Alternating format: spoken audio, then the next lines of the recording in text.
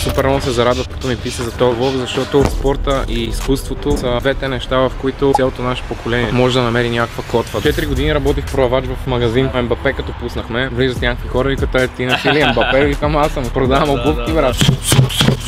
Едно момче наскоро е такава фантастико, седи и ме гледа и аз държа тоалетта, то ми стане удобно, брат, че си купувам туалетна хартия, разбираш? И аз му викам и аз сера, брат. Като бях малък, това е малко известен факт, ама ме отрактираха в датко. Покрай това влог, реално се надъхах да пробвам бокс. Ево.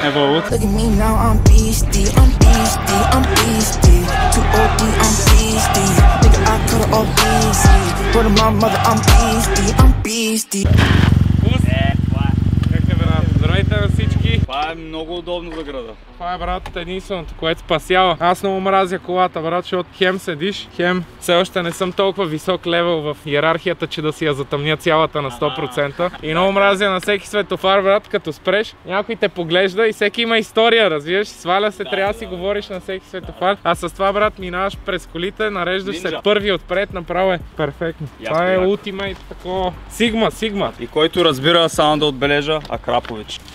Директно от вратата, брат. Идеално. Едно подаръче. Не знам дали закусваш. Благодаря. Взел съм ти малко ядки. 50 грама макадамия, 5 форми, това е. Ето това е гостоприемство. Вътре съм ти сложил едно албумче да си имаш. И ево за човека зад камерата. Трябва да знаете като цяло, че зад цялата тази продукция стои някой, който снима, който обработва. Има супер много работа и зад него, и зад мене, както е Витес. Всички хора, с които работим, музика, клипове и така нататък. Зад едно лице стоят супер много хора, екип. Аз винаги съм се отразвал на това self-made. Да, аз съм положил многото усилия да бъда това, което съм. Обаче ти буквално няма как да си това, което си, без някакви хора около тебе, които да или да те съпортнат, дали ще е емоционално, дали ще е финансово, дали ще е с някаква друга подкрепа, дали ще извършат някаква малка част, без която ти не можеш. Много е важно да се огради с правилните хора също така. Това lone wolf mentality, преди са кефех на това, обаче после осъзнах, че е глупаво, като просто мога да работя с други хора. Всеки човек, който видя е така и примерно пише 100% self-made, викам, да, ти сам се родил.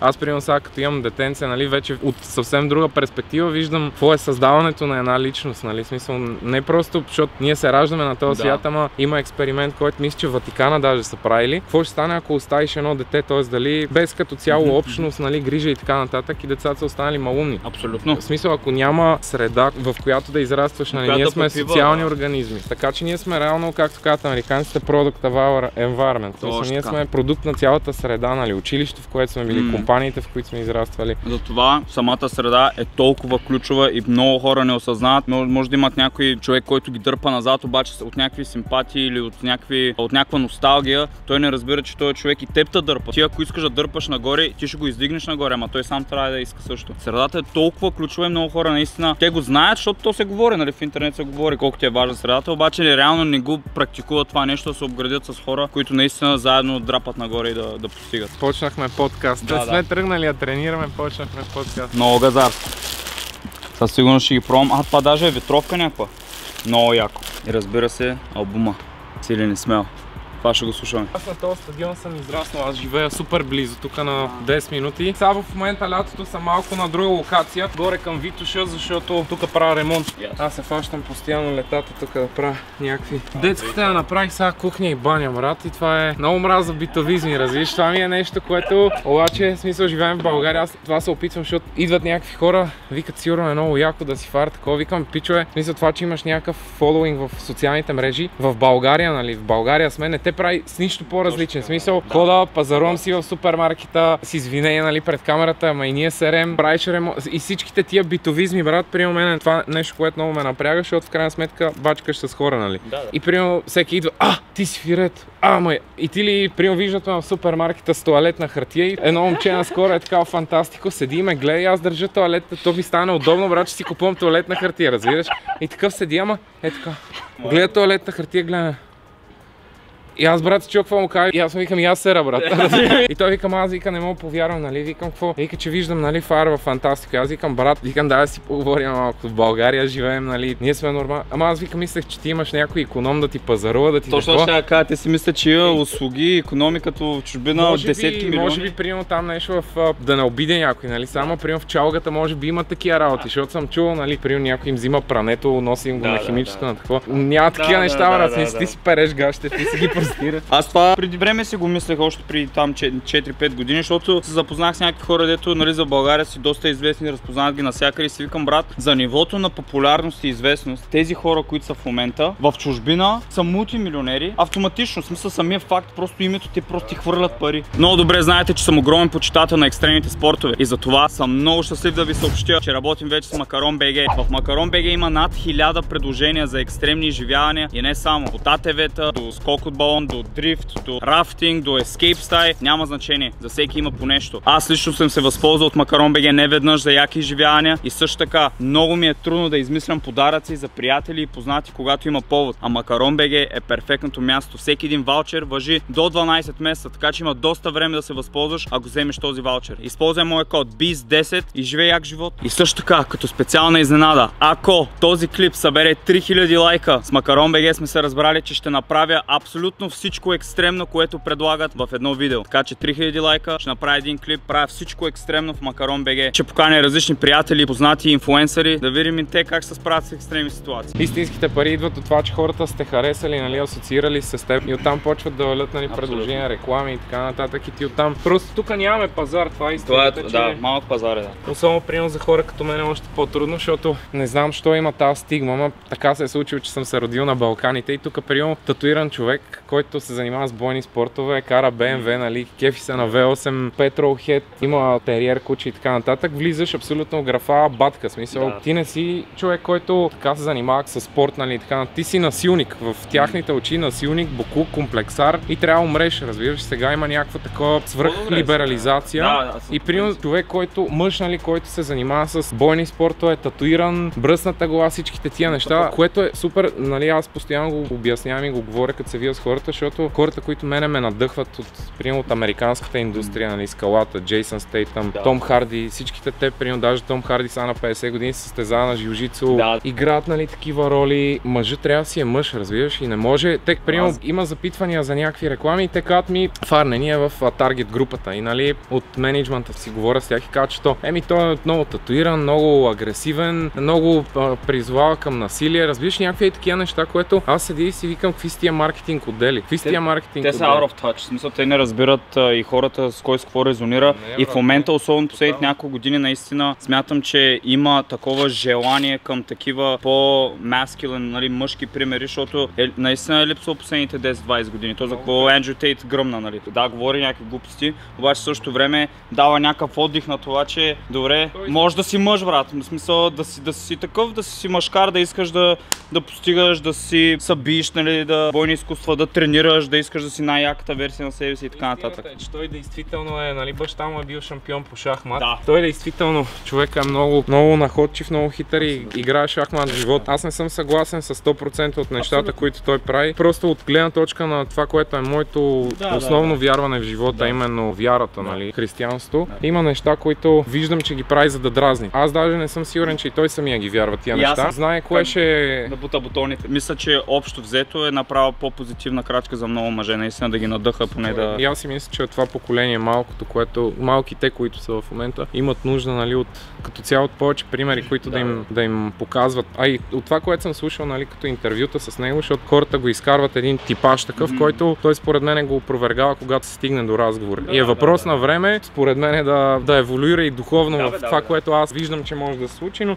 Въпросът е за мен е винаги кой как влияе на хората и това е за мен е важно, както те виждам и тебе. Това е важно как влияеш на твоята аудитория, нали, да са надъхани, мотивирани. За мен е да се фокусираш върху някакви конкретни думи, точно какво е казал. Гледай кой как влияе, защото някои хора по никакъв начин не влияят на никой, обаче само критикуват някакви други хора. В смисъл, ти нищо не си направил, на никой не си помогнал, по никакъв начин не си бил нито пример, нито да си показал някакъв път на някакво позитивно нещо, обаче ти трябва да критикуваш някакви хора, които правят някакви неща. В смисъл, за мен е стойността на човека до голяма степен, това е моята философия. На колкото повече хора можеш да повлияеш позитивно, толкова по-добре. Това е като цяло, за мен е целият смисъл, защото живеем в общество. Прочетох една мисъл на един светец и казваше, на този свят сме за да даваме, не да получаваме. Даже в Библията пише по-сладко е да даваш, отколкото да получаваш. И то е така, защото примерно като получаваш, в крайна сметка в един момент си казваш, то така или иначе, нали, примерно в депресията при свръхбогатите хора. Твоята стойност, която даваш на света, трябва да е поне 10 пъти повече.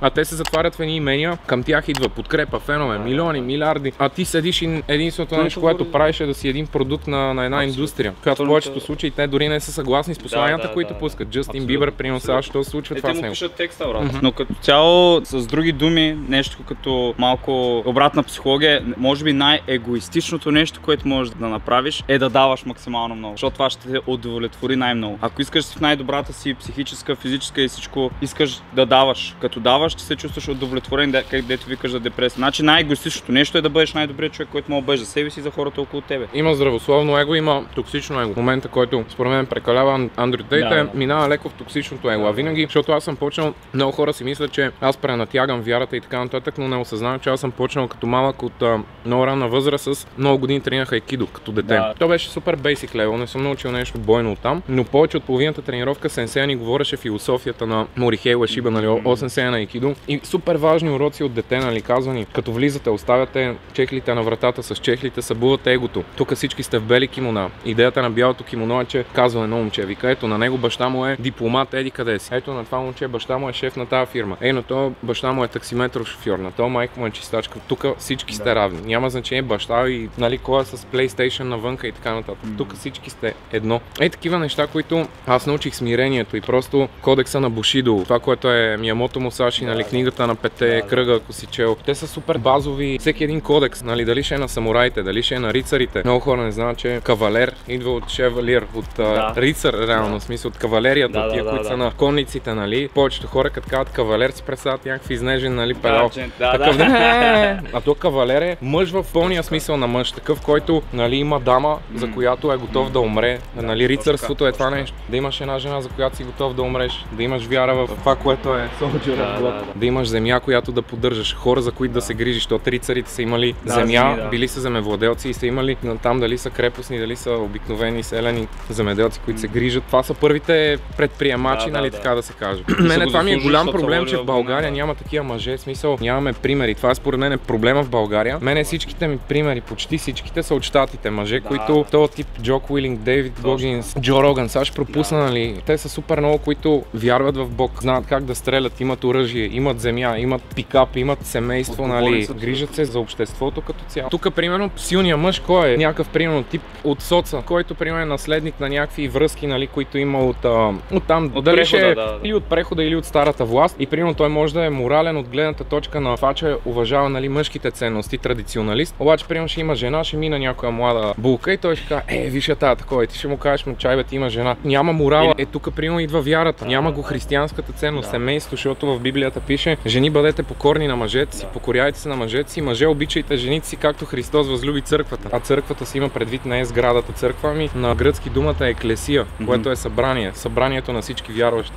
Тоест, както Христос обича цялото събрание от вярващите, така вие обичайте жените си. Кавалерство идва от факта, че осъзнаваш, че имаш повече способност и за това си кавалер, а не смирението. Това, което Джордан Питърсън казва, трябва да си способен на огромно насилие, за да можеш да бъдеш смирен. Защото ако не си способен на насилие, не си смирен, си слаб. Да си воин в градината. Тази зала, която я виждаш с Jungle Athletics, външната зала на София Hardcore Gym на стадион Раковски и също така школа Хъсъл. Ето тук може да покажем, има паметна плоча. 2020 година, за съжаление, почина Сашето Александър Желязков. Това е човека, който просто повярва в мене и това, което си говорим в момента, че търсим в България, момчетата търсим бащини фигури и не можем да ги открием. До голяма степен аз бях открил в Сашето бащина фигура. За съжаление, малко над 40 години той си изгуби живота и това е просто от големия стрес. Тогава точно влезе ковида, карантината, затвориха залите. На него залата му беше всичко, той живееше в залата и буквално аз имам чувство, че сърцето му не издържа на това нещо, че му взеха му спорта, защото те казаха, нали, затваряме залите, няма да спортувате, защото трябва да сте, нали, да не се заразите. И ние всеки ден се чувахме с него и той вика, Фире, вика, не знам какво ще правя, нали, залата ми е всичко. И буквално не от гледната точка на това, че той ще дойде и ще изкара пари, защото тази зала, нали, вътре тренировката беше 2 лева или нещо такова, пускаше всички деца да идват безплатно, ходеше по училищата, раздаваше листовки, който иска да дойде да тренира безплатно в залата. На всеки човек идва, подарява тениски, раздава витамини. Просто истински пример за това, което аз мисля, нали, че трябва да бъде един мъж. Просто него сърцето му не издържал това, че той няма да има общение с хората. Че някой е толкова малумен, че казва, ще спрем хората да общуват, да имат допир един друг да си... Защото ние идвахме, той ми споделя нещо, което него го мъчи. Аз тогава имах лични семейни проблеми, драми, нали, музиката не върви, тогава нямахме, примерно правихме по 1000 лева на месец общо с Витес, едва си плащаме сметки и всичко, ядем примерно яйца с хляб и лютеница всеки ден. И аз му ги споделям всички тия неща, случва ми се да му рева така вечер, тук седиме в залата 11-12 часа, рева му, разказвам му, споделям му. Истината е, че ежедневно с мене се свързват момчета, пишат ми супер и то не момчета на 12-15 години, момчета, които са в възраст 20-25, дори мъже на над 30 и ми казват благодарение, нали, на това, което правиш, на музиката, на влоговете, на посланията, нали, ме спасяваш от самоубийство. Супер трудно ми е да го говоря това нещо, защото аз изключително ги чувствам тия неща. Едно момче ми беше написало, че живеят разделени с жена му, не мога да вижда от 3 години детенцето си и вика, като гледам, нали, твоите сторита с твоето дете, вика, седи и ги гледам и плача от радост. Много се радвам за тебе, да знаеш, нали, с музиката, с тия влогове ме държиш да не се предам, да не си приключа живота. Честно казано, аз затова най-вече се навих. Даже супер много се зарадвах той като ми писа за този влог, защото според мен спорта и изкуството са двете неща, в които просто едно момче, един мъж в днешно време, не само момче и мъж, ами като цялото наше поколение, защото вървим към пропаста, може да намери някаква котва, да намери... Аз имам един татус Hold Your Anchor, който е цитат от Скалата, дръж си котвата. Трябва, нали, Скалата това казва, трябва да имаш твоята котва, когато морето е бурно, да мога да пуснеш и да стоиш стабилен, нали, докато мине бурята. Истината е, че поколението сега няма котва. Котвата му е TikTok, дискотеки, наркотици, секс от най-ранна възраст, пушене, пиене и в един момент прегаряш и когато не получаваш то допамин, това удоволствие, ти си мислиш, че света е свършил. Искаш да си приключи живот. Истината е, че нещата са много по-дълбоки. Има много повече, много отвъд. Истинския живот е в трудността, в страданието, тук, в това, което правим. Така че дръжте се, ако има някой просто, който гледа този влог и е в труден момент, да знае, че това, което повтарям на всяко участие, след най-голямата буря идва най-хубавия изгрев, най-хубавия залез, така че изчакайте, ще видите едно прекрасно слънце, една прекрасна светлина, просто трябва да преминете отвъд бурята. Изчакайте, но в действие, не да стоиш на дивана да чакаш. Чакаш и действаш.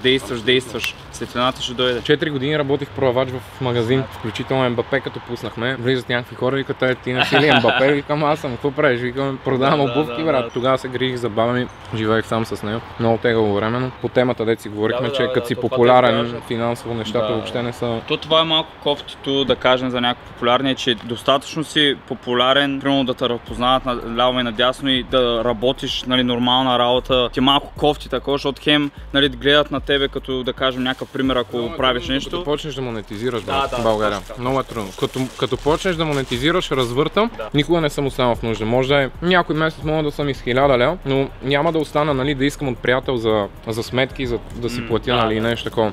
Искаш ли, веднъж когато развъртиш, е много трудно да се върнеш към, защото има някакви хора, да казват, нищо не се получава, еди, какво си еш, веднъж като трябва да си много глупав да го изгубиш. Нещо трябва или да се случи някаква лична драма, защото при някои хора се случва някаква драма и това ги срива. Ако не спираш, ако продължаваш да... Ти градиш активи. Те активи, те имат някаква възвръщаемост. Това е много важно. Всяка година, като живееш живота си, аз поне така съм мисля последните години е, окей, примерно първите години нямах някакви пари, обаче градях някакви активи. Примерно изградих си някакво име в еди си какво. Имах някакви такива контакти. После направих това, направих онова и ти градиш активи и да нямаш кеша в банката в момента, поне трупаш умения, което умението е най-важното нещо, защото умението ще те различи от голямата част от пазара по някакъв начин. Много хората не осъзнават, че трябва да инвестират в себе си. Да инвестираш в себе си е актив, да инвестираш в това си здрав, това пак е актив. Всичко това е актив. Уменията са актив, така че просто трябва да инвестираш в себе си и да градиш активи, които ще има. Бачкаш за името работи за тебе после. Веднъж развиеш ли името, каквото и да правиш после, дето казват американците, ако решиш, нали, развил ли си име, мога да продаваш слънчогледови семки на улицата и ще станеш милионер. При мен е това, че аз имам любовта към това да дам стойност на хората, към това да имам отношение. То не е някаква фасада, някакъв, нали, те хората като се видят с мене казват, много ми е странно, че си толкова учтив. И аз казвам, не брат, аз не съм учтив, защото искам примерно да ми лайкнеш после песента или. Мене ми е интересно, спирам на бензиностанция, примерно на Shell в Ямбол, да кажем, и сядам с момчето, което ми пълни колата и викам да пием едно кафе. Нося му кафето и той седи такъв. Не мога да осмисли какво се случва. Викам, разкажи ми сега какво става по Ямбол. Съвсем genuine conversation. Аз искам да прост разговор, да разбера какви са мъките. И той човека почва направо се едно, кофа се едно излива, разбираш, не знаеш, тук в града, еди, какво си еща си, майка им, баща. Стигаме, нали, до края на разговор и той казва, примерно тук спря един актьор, няма да казвам имена и така. така нататък. Вика, бях му супер голям фен от много известен сериал от телевизията и вика, спря, казва му господин Еди кой си, може ли да направим една снимка? И ми казва, не. Влезе вътре, вика, и седя 10 минути на опашката. И вика, аз седя и го гледам и той ме гледа мене през това и вика, най-конфузното нещо, защото аз знам, че той седи 10 минути вътре и вика, знам, че той осъзнава, че е направил грешка, че е направил нещо. Може някой да го е ядосал, всеки има проблеми и така нататък. Но отношението към един човек понякога наистина е трудно. Аз имам моменти, в които нещо случва се, нали, битовизъм, някакъв скараш се с жената навънка, нали, особено като имаш дете, това е много често. Нещо стане, скарате се, нали, и вървиш и идва някой с някакво тотално друго настроение. Има наистина нетактични хора, почват, скачат, крещят ау, но да кажеш, нали, не, да отхвърлиш някой човек е много кофти. Особено в България ми е много смешно как много насериозно са се взели някои част от инфлуенсърите. Това е просто защото това е според мен от яд, защото те виждат, че не са това, което искат да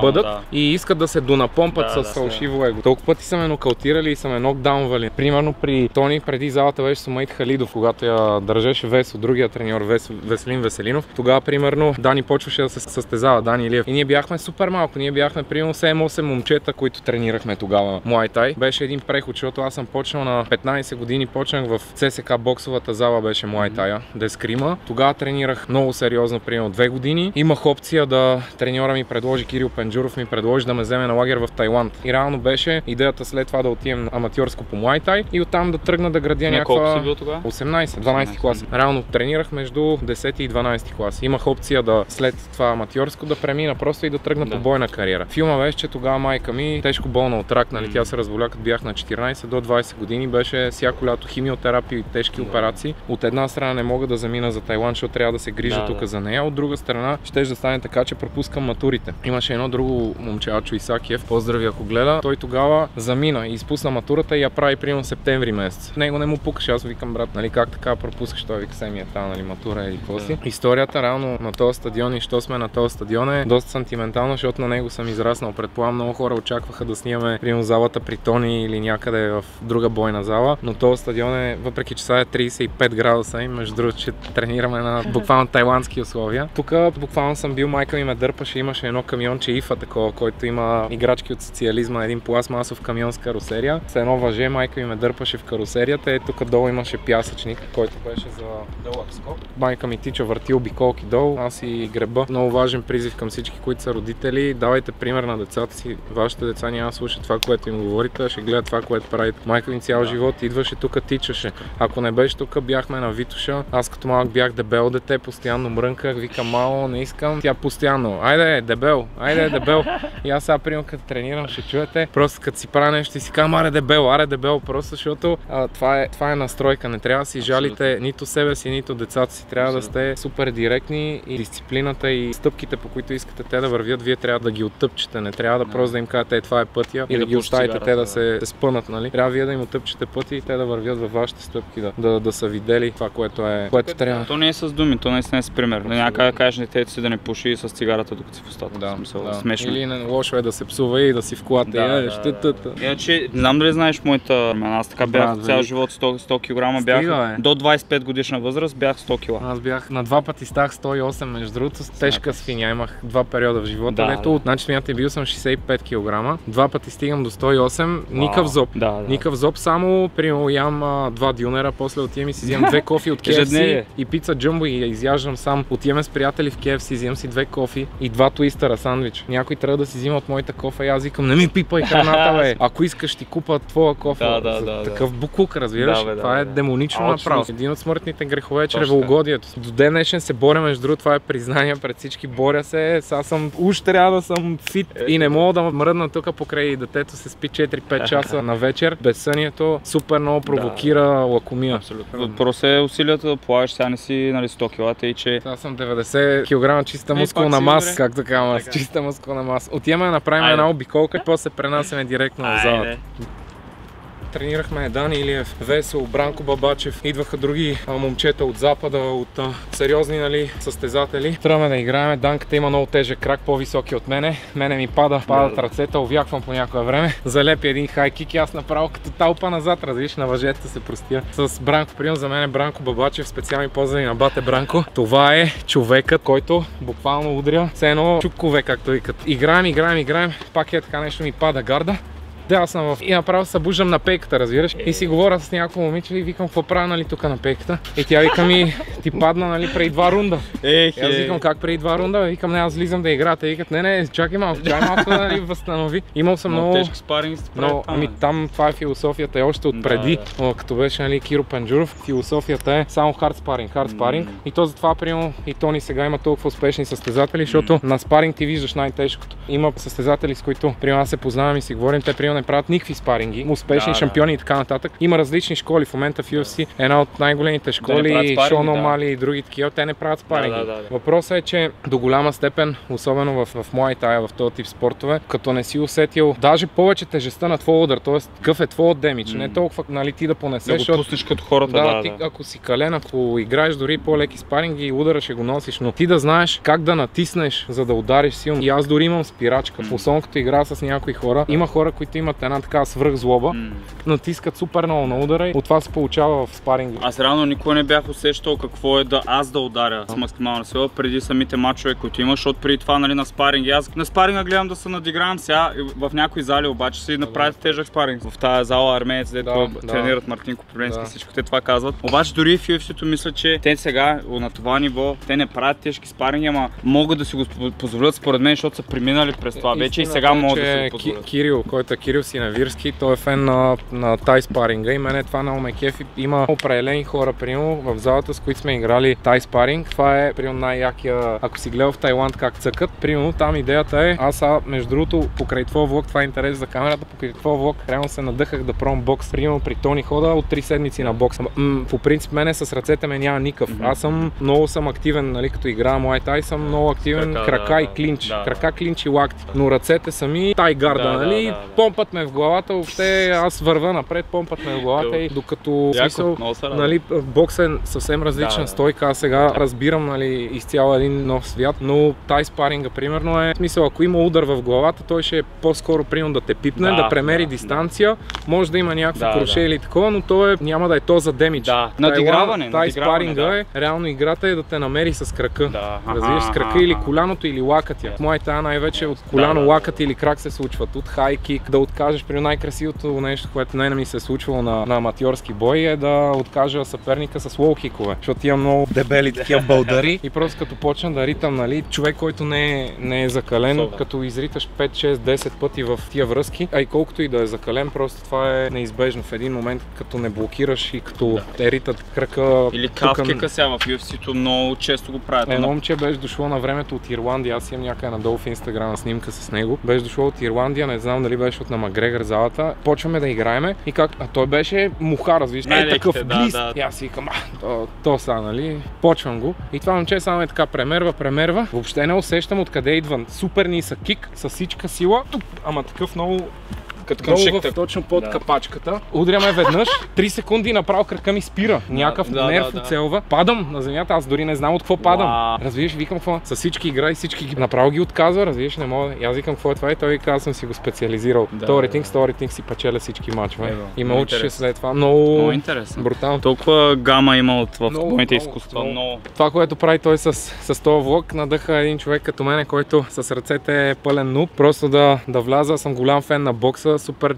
От много години Мейуедър ми е любимия боксьор и съм гледал всичките видеа, които му правиха преди. Всичко съм изгледал, обаче винаги отивам на бокс и защото в принос аз те първа миналата седмица се учи при тонката какво е скиваш. На хората им е мега смешно това нещо, обаче защото в Muay Thai, той Марто ти го каза, нали?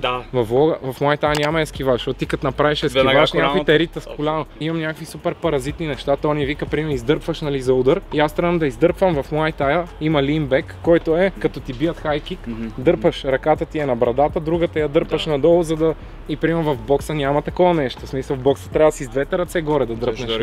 Точно. И той вика, не е линбек от Muay Thai, нали, мене главата ми е, не могат, това може би ще трябват години, за да се изтрие такова нещо, което бойните изкуства, ако някой наистина не е навлязал, наистина няма да разбере огромната разлика и в дистанция, и в някои от движенията, и в някакви такива малки неща, които правят огромна разлика просто. Но пък това е хубаво, че аз много попивам с очи. Примерно гледам някакви, даже в Инстаграм в момента супер много гледам рилове, някакви с техники и просто следя си стойката, нали, следя пипане, да дръпна, да върна на много Сега ще е много яко, ще поиграем малко да се надиграваме. Айде. Дрейк! Ето, включваме човека за камерата, е Кендрик фен. Аз съм Дрейк. Дрейк. Сега ще направят един спаринг след като направим. Да. Иначе, за мен е Тори Лейнс.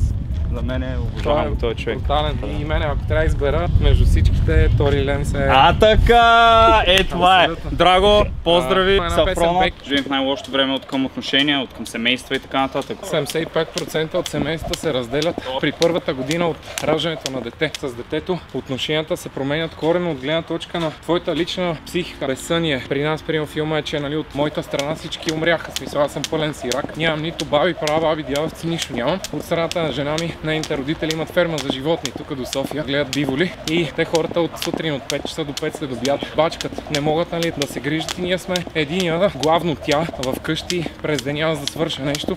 Редуваме се сутрин рано и вечер късно. Аз го къпя, аз си игра, приспивам го, храня го. Разпределили сме ангажиментите, обаче в един момент изпираш да имаш каквото и да било време за така някакви твои активности, които преди си ги взимал за даденост. Примерно единственото излизане на кино беше на премиерата на моят филм. Майка й дойде за 2 часа да вземе детето. Отидохме на премиерата на моят филм, гледахме филма, прибрахме се, нали, те викат, сега ще има коктейл. Аз викам, отивам да къпя бебето. И си тръгнах, брат, от премиерата на моят филм, аз тръгнах първи, разбираш. Те даже се обидиха, защото викат, главният актьор моли да не остане интервюта, едно друго. Нали, да обърнеш внимание на всички хора. Просто ти вътре, само ти си знаеш какво ти е. Това нещо много бъгва, ако нямаш нещо над тебе. В моят случай, това нещо, което ме спасява, е вярата в Бог, защото Христос те учи да се отречеш от себе си и да си вземеш кръста. Това е, нали, в този момент от живота моят кръст, моето изпитание. Аз съм нямал баща, израснал съм без баща. Сега какъв баща ще бъда? Дали като моят баща, който беше неправилният пример, или в Библията пише бъдете съвършени, както небесният ваш Отец съвършен. Тоест да опитам, то е ясно, че не мога, но да опитам да бъда като Христос. Много е трудно, защото аз израснах като лоунър. Много тежък самотник преди сегашната. Тя ми е първата сериозна връзка. Преди това аз никога не съм живял с друго момиче. В смисъл, винаги съм живял сам, никога не съм се съобразял с друг човек. Брат, това е най-тегавата промяна, защото ти си свикнал. Някой, ако да кажем не вярва в Христос, дори и прием стоицизъм, някаква такава философия, може да бъде някакво начало, защото аз преди християнство първо бях атеист, после се интересувах супер много покрай Бушидо кодекса самураите, супер много се интересувах от шинтоизъм, после покрай Муай Тай се интересувах от будизъм, от техните богове, нали, така нататък, медитация, истина, спиричуалити и такива неща. После се интересувах супер много от стоицизъм, всякаква, нали, такава философия, древногръцка, древноримска, научавах наизуст латински сентенции и такива работи. В един момент пътя ме отведе до християнството, като аз не съм го открил приема в църква или в нещо такова. Просто майка ми като почина, тичане в дъжда ежедневно и просто е така, тичам рева и викам, що на мене и без да искам, почвам, Боже помогни, нищо не става от мене, разпадам се, дай ми сила и изведнъж усещаш една топлина в гърдите, брат. Като едно посещение, сега някой идва и те прегръща, а ти си сам в парка, прием вали дъжд и тогава нито съм знал, нали, какво е в християнство. Бога е троичен, т.е. има Бог Отец, Бог Син и Светия Дух. Реално Светия Дух, това е нещо, което психологията нарича интуиция, шесто чувство. В духовния свят това е, нали, Светия Дух. Христос казва, аз като си тръгна, ще ви донеса утешителя, Светия Дух. И като зачетох Библията, нали, той казва утешителя. И аз си казвам, брат, това е, Бог вече е в нас. Не сме ние богове, но чрез приемането на Христос и приемането на Светия Дух ти имаш утеха, утешител. Реално в семейните отношения, като се стигне до такъв момент, дето ти знаеш, че си прав, обаче, нали, е някаква много тегава ситуация. Само единствено вярата ти казва, млъкни, излез, задръж си езика за зъбите, преглътни гордостта и се смири. Действително, като го направиш след 2-3 минути, няма нищо, няма помен. А хората почват, защото живеех в Овче купа и съседите ми. Е така всеки ден. Тежки скандали, защото беше ново строителство, тесни стени и те почват. Ти, еди, каква си има? Те имаха деца, разбираш, и малки бебета. Жената почва да фърля чини, 12 през нощта. Аз приема нещо, се заспивам пред телевизора и се чува някаква чиня. Бам!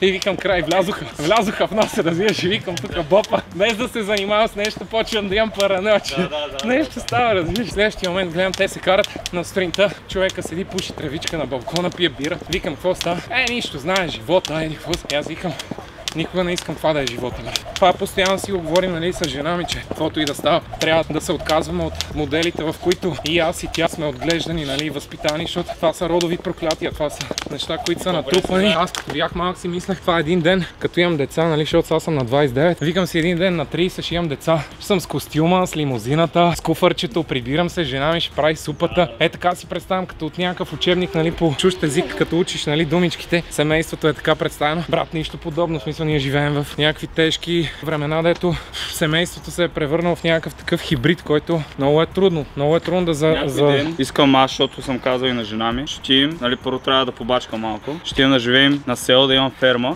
Искам село с себе подобни хора, които просто да си имаме това, което ни е нужно. Тъй, че канете в селото някой ден да си направим там, да имаме коне. Добре, айде. Аз лично съм изцяло аполитичен, не се обвързвам с никакви партии, никакви идеологии, не вярвам в политика. Просто преди години си блъсках главата, ходех по протести, национализъм, патриотизъм, да се борим за България и така нататък. Виждаш просто, че борбата е изцяло вътрешна, да се спаси вътрешността на човека и затова съм се насочил изцяло към вяра, дух, душа, вътрешно, отвънка, просто черупката е само отражение на вътрешността на човека. Ако хората са добре вътре, който и да е, която и партия да е на власт, просто всичко ще е наред, защото като има християнски ценности и морал, човека няма да иска да върши гадости. А иначе, която и партия да е, човека ако не се движи от святия дух, от Бог, той винаги ще е окей, ще има, както казват, всеки си има цена, ще бъде корумпиран, ще бъде окей да ходи по главите на други хора. Затова някой почна да ми говори така за как всичко е прецакано заради тия хора и така нататък. Викам, братле, хората, които са там, са отражение на хората, които са тук. Те не са извънземни паднали в парламента. Те са хора от народа, които са просто в позиция, която имат възможността да правят някакви решения. Обаче обикновеният, нормалният човек, който отиде там, ще прави същите неща, защото те хората, които казват всичко е прецакано, те са прецакани, искат просто да се успокоят, че няма нужда да се опитват да се променят. Тоест, защото ти ако кажеш всичко е прецакано, автоматично ти си окей да си потребка, да, окей си да седиш приема пред денонощни, да пиеш бири и да храниш хората и да кажеш ето е в С класа, защото взе пари от Певски, ето е в С класа, защото е на Бойко. Аз имам супер много приятелчета, които почнаха от нула, направиха бизнес и развиха се. Даже държавата ги спъва супер много, мачкат ги, проверки, напоя глупости. Въпреки това бутат и получават от най-близките им хора, получават само такива упреци. Затова не трябва да сте Алекс Хормози, не знам дали го следваш.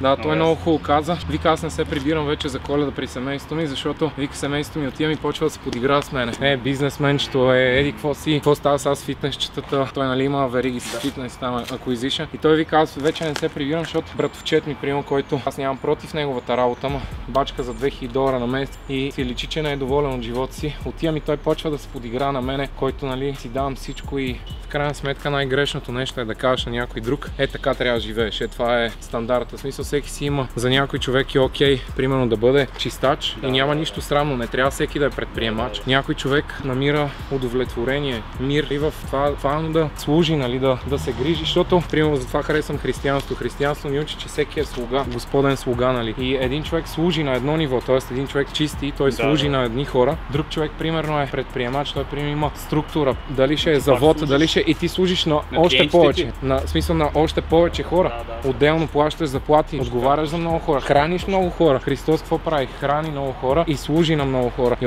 от такава гледна точка, примерно човека, който е предприемач, ако вярва в Бог, той просто е на друго ниво слуга. И тук е проблем, защото много хора казват, той не е прием библейско да си богат, да искаш, нали, да имаш повече. Това е грешно учение. Това е нещо, което е будизъм. Будизма, примерно, затова се отказах от тия източните спиритуалитите, защото нали, нирваната, източните учения са да се откажеш всичко материално. Всичко материално няма смисъл. В християнството това е гностицизъм, нали? Всичко материално е зло, този свят е паднал, всичко материално е от дявола, ние нямаме нужда от него, което е тотална глупост, нали? Всичко е Божие творение и ако го използваш по начин, че то да служи, то служи. Ако го използваш по начин, че да е идол, ти служиш на него. Примерно колата може да ти е скъпа, но ти може да пътуваш много, т.е. да служиш на много хора с нея. Да имаш нужда от такава кола, която да ти е комфортна. А колата, примерно, може да ти е целият Инстаграм, нали? Виж от генерацията, какво си, тогава колата е идол, ти служиш на нея. Само я миеш, правиш генерации и тя не ти изпълнява никаква функция. Тогава колата е идол, тогава е проблем. Има много такива важни разграничения, които постоянно хората ме питат, нали? Казват ти, примерно, като си вярваш,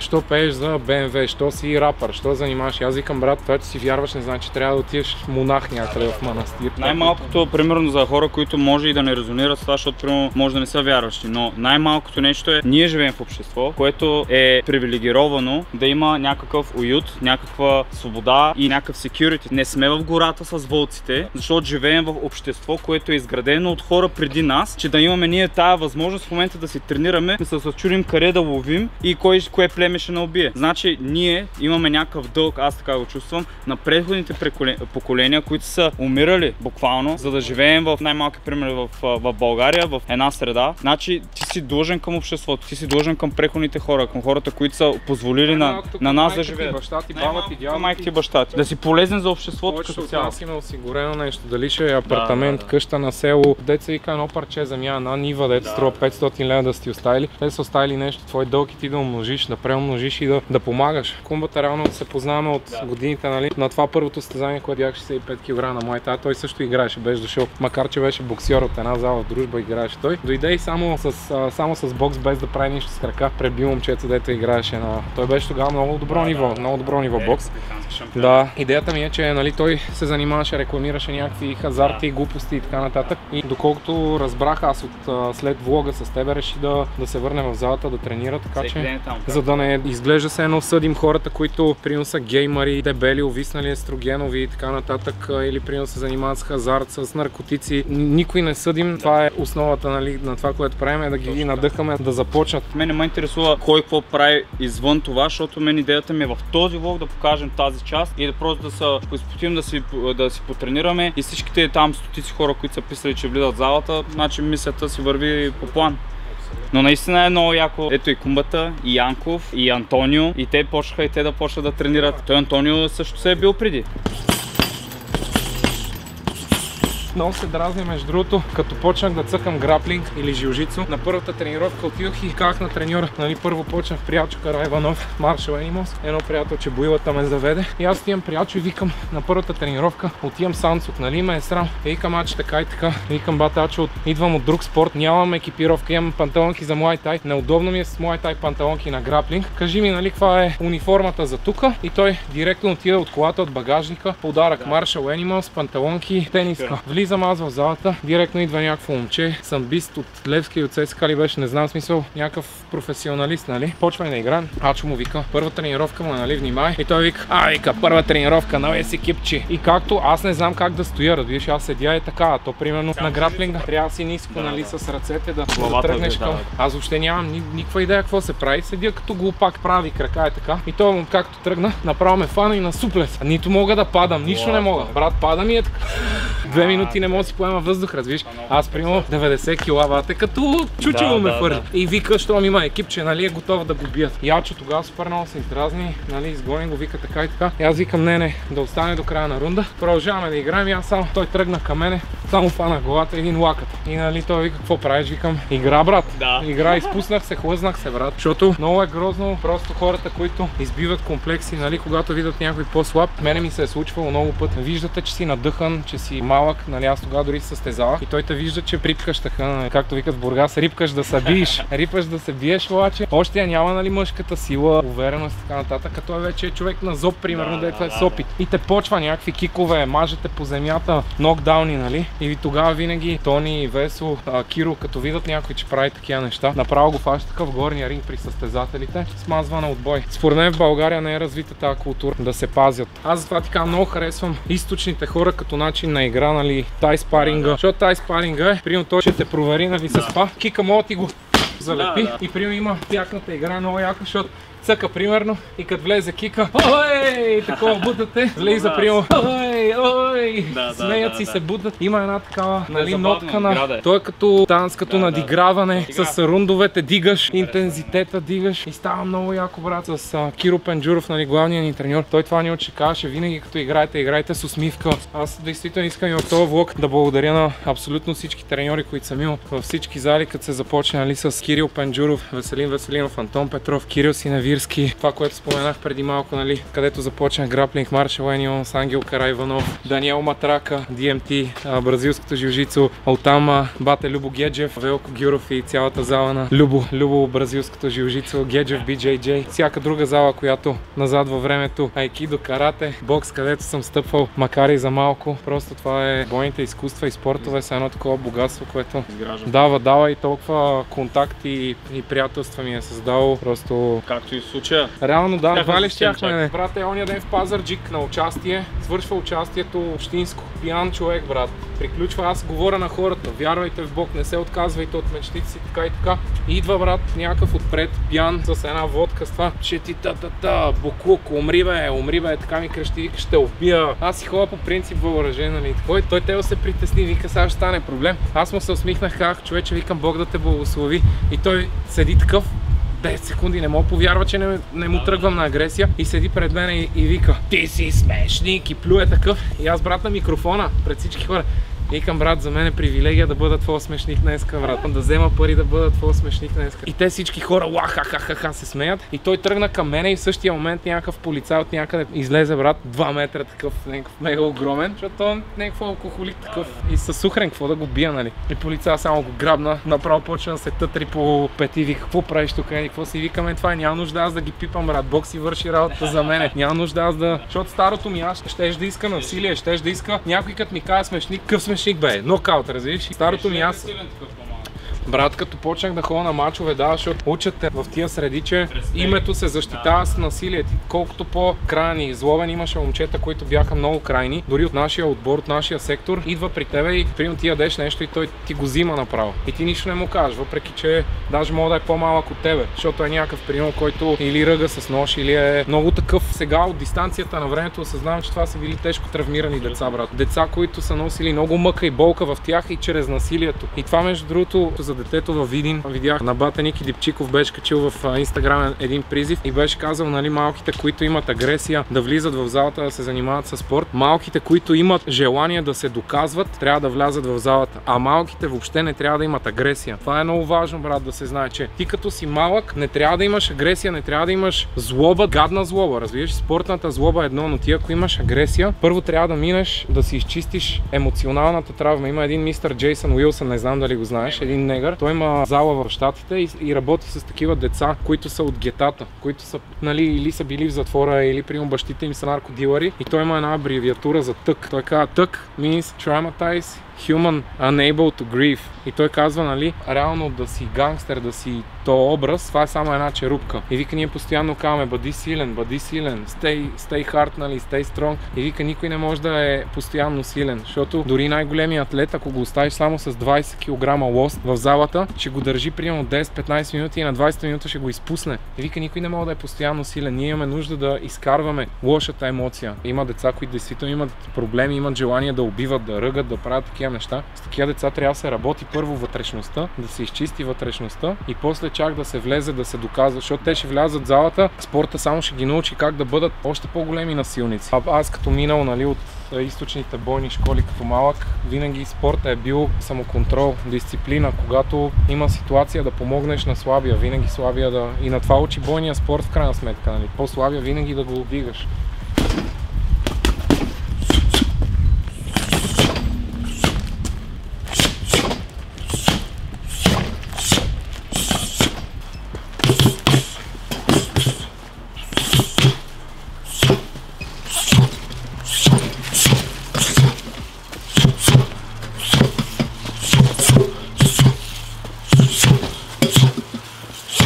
Като бях малък, това е малко известен факт, ама малтретираха в Даскало, в смисъл натискаха ме. Примерно до 10 годишна възраст бях много надъхан. Нали, биех се, даже имам едно приятелче, дето във Вор закона и в още няколко клипа в моята година, Фичо Доковски, специални поздрави ако гледа. С него примерно, така помня, като бяхме малки в Даскало, сбутахме се по коридора, някакъв брутален бой. Разбираш, имах мега много агресия да се бия. И като почина баща ми, като бях на 10, нещо ми случи, супер много се сдухах. Направо се едно, така, много тежка промяна. Затворих се в себе си и станах като емо дете. Аз затова съм много внимателен, нали, някой като каже това дете, примерно, виж го, ето педерас, че някой е такова. Примерно аз осъзнавам, че аз като малък съм бил такъв, имал съм години, в които почнах да слушам само Металика, Nirvana, Iron Maiden, яко пънк такъв, който се пее I'm just a kid and my life is a nightmare, нали. И в един момент, нали, като открих бойните спортове, като почнах да ходя на мачове, нали, в агитката, почнах да се бия. Все едно самата среда, общността, тя ми вдъхна ми увереност. Някак си почнах да се уча на мъжеството.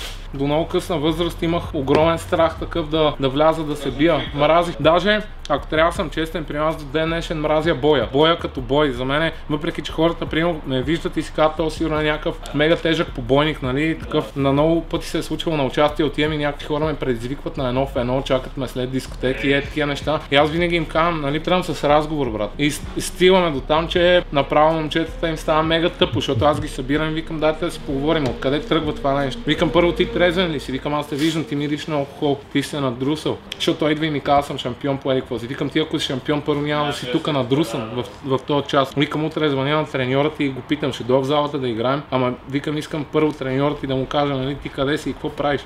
Но въпросът е, че аз много ненавиждам боя до много голяма степен и до много късна възраст. Буквално ме беше страх и приемай такива спаринги с Дани Илиев, с Весо, с Бранко Бабачев. Като влизам в ринга, буквално това беше за мен. Аз си казвам, ето, оставам част от себе си да умре. Тази част, която я е страх. Това е малкото детенце, което баща му почина и беше смачкано отзад на чина, нали. И викаме, тази част от мене умира сега. И тук се ражда новия, тук се ражда Файер, нали, бовеца. Има си точно един момент, дето си fuck it. Знаеш, че имаш някакви притеснения, някакви мисли, просто трябва да ги хвърлиш в коша, казваш fuck it и тръгваш. Аз съм и парашутист, качвам парашути от скали и всякакви екстремни неща. И малко съм го развил това fuck it и може би това ми е помогнало в случая, някакси да ги преодолявам тези. Мене в първите години беше много тегаво, защото като ходех по мачовете имах това, за което казвам преди малко, агресията. Агресията на това момче, което беше гневно на света, че баща му е починал, че майка му не може да се справи да плати сметките. Имах агресия и злоба, която не е хубаво нещо. И отивам в залата и хем искам да изкарам агресията и злобата, хем имам страх от това да се докажа срещу някой шампион, нали, истински. Залата ми преобърна всичко това. Просто спорта накараме да махна цялото това нещо, нали,